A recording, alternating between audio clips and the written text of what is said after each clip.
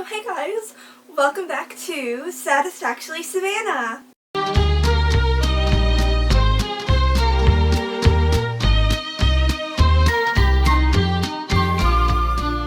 So I know I can't be the only one who absolutely adores Starbucks and absolutely adores Disney.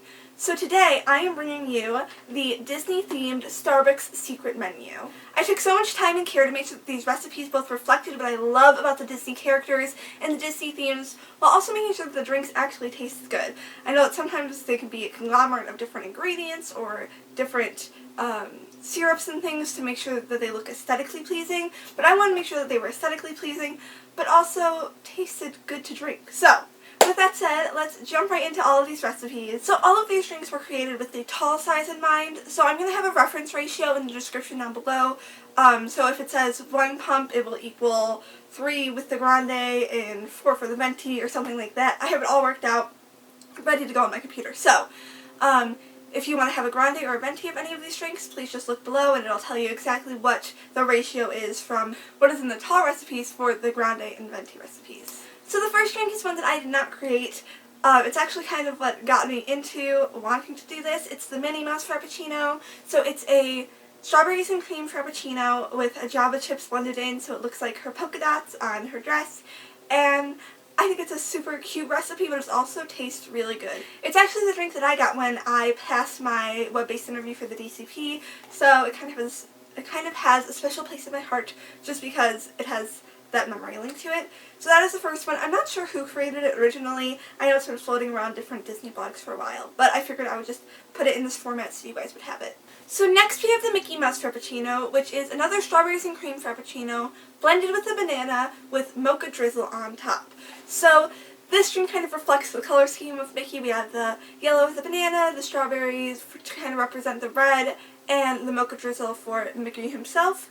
And this drink actually kind of tastes like a banana split, which is really cool. So I highly recommend it. It tastes, honestly, if you like a banana split, you'll like the Mickey Mouse Frappuccino. The next is a fun one. It's actually my go-to Starbucks drink with a little bit of a twist. It's the Ariel's Seafoam Frappuccino. So this is a green tea Frappuccino, and you add coconut milk to it. And then you can add 2 to 3 pumps of peppermint syrup, depending on how much peppermint you want in it. It ends up kind of smelling like a candle, but like a really good candle.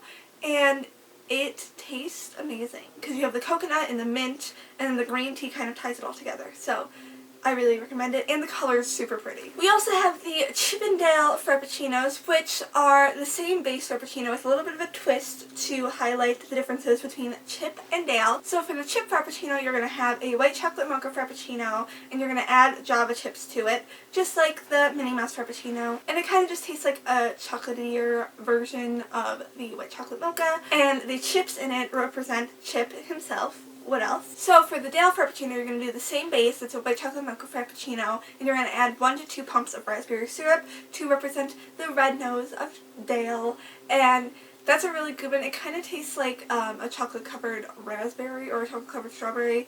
Those kind of treats you get at Valentine's Day. It's kind of what that one tastes like. And rounding out the Frappuccinos, we have a seasonal one, so you'll only be able to get this in the fall, but it is the Cinderella's Carriage Frappuccino. So the Cinderella's Carriage Frappuccino is a pumpkin spice Frappuccino with 2 to 3 pumps of caramel syrup, and you're going to top it with cinnamon and nutmeg powder, and this is like the fall drink amplified. It's so good.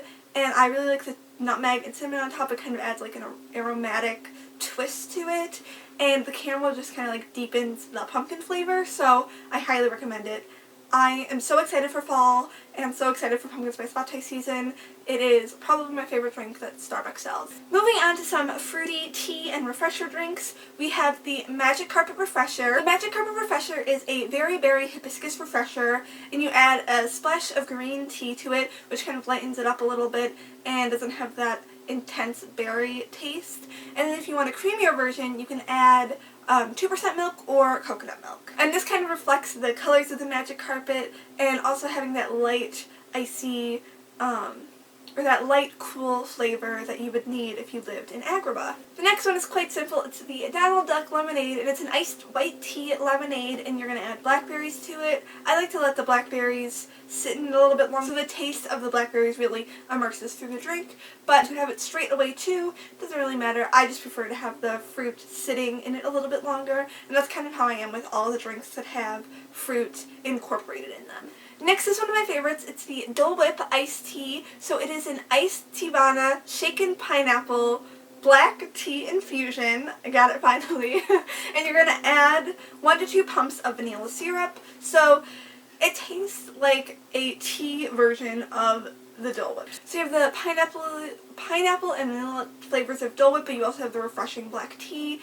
taste. So if you're a fan of the Dole Whip swirled with vanilla ice cream, you're really going to love this, but I think fans of the Dole Whip, the standalone Dole Whip, will like it too. So the next is one of my favorites, because you all know that I love LeFou's Brew, and it is so hard to find anything that tastes exactly like LeFou's Brew, and this recipe isn't exactly like LeFou's Brew, but it is the upside down LeFou's Brew refresher. So I kind of took the flavors of the LeFou's Brew and flipped it on its head a little bit. So it is the mango dragon fruit refresher that Starbucks just released, and you're going to ask for it without the dragon fruit immersion that they put in it.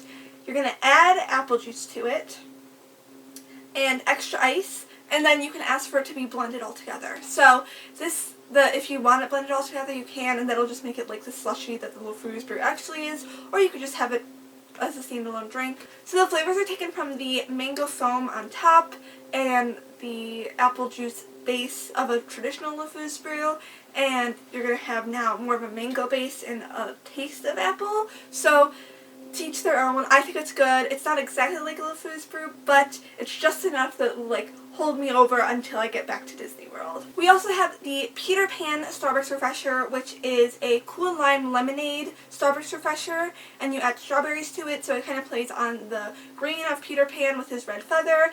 And I don't know if you've ever had strawberry freckled lemonade at Red Robin or anything kind of like that, but it tastes similar, just with a lime flavor added to it. So I highly recommend that. You can also ask for extra strawberries if you want to really get that freckled lemonade taste. So next we have the lattes, and these are some that I'm really excited about. I know that it's still summer now, but the fall and the winter are coming. In the recipes I have which way I think that they taste better, but it's all up to preference. So if you are an iced latte person, you can have all these lattes as iced, or if you're a hot latte person, you can have them all as hot.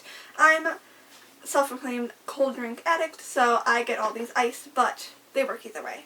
So the first one on the latte list is the Grey Stuff Latte, and I took the flavors of the actual Grey Stuff at the Biargas restaurant in Magic Kingdom, and kind of what your preconceived notions of the Grey Stuff is when you watch the movie. I know it kind of differs from everyone who watches, but this is kind of my notion of it. So the latte is an Earl Grey black tea with your preferred milk. It tastes good with any of it.